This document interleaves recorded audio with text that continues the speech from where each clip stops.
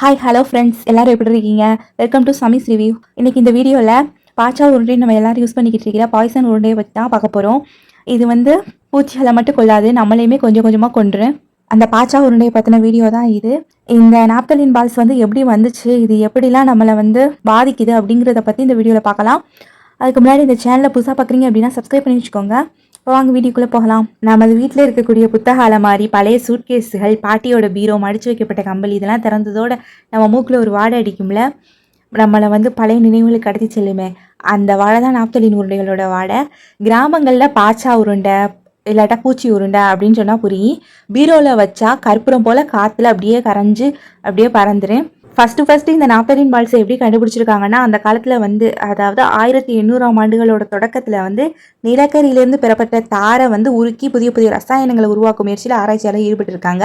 அப்போ வந்து வெண்மையாக மெழுகு போன்ற ஒரு திடப்பொருள் கிடைச்சிருக்கு.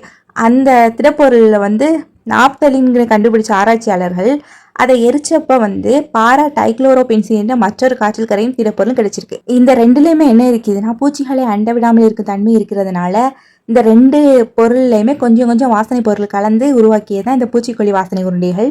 இது ஆரம்ப நாட்களில் இது கண்டுபிடிச்ச புதுசுல வந்து பாம்பு, பல்லி, எலி, வவ்வாலு இதெல்லாம் விரட்டதான் பயன்படுத்திக்கிட்டு இருந்திருக்காங்க இந்த பூச்சி உருண்டைகளை.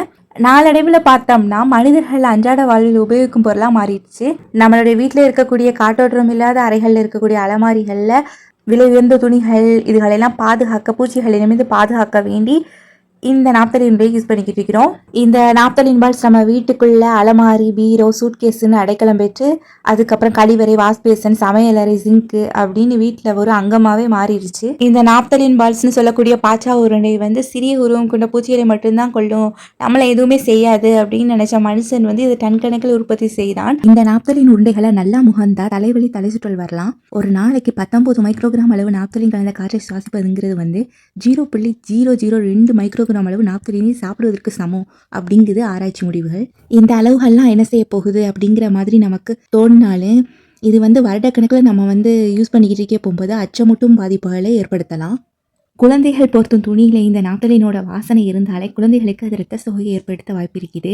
ஆனா அதை விட என்னன்னா, இந்த ஆல்பா நாப்தால்ங்கிறது குரோமோசோம்களிலேயே பிறழ்வுகளை உண்டாக்கி செல்களோட வடிவமைப்பையே மாற்றி புற்றுநோயை உண்டாக்கக்கூடிய கர்ஜினோஜின்களாக உருவெடுப்பதோடு மட்டும் இல்லாமல் இரத்த புற்றுநோய்களில் ஒன்றான லிம்போமாவையும் குழந்தைகளில் ஏற்படுத்த வாய்ப்பு இருக்குது அப்படிங்குது ஆய்வு முடிவுகள்.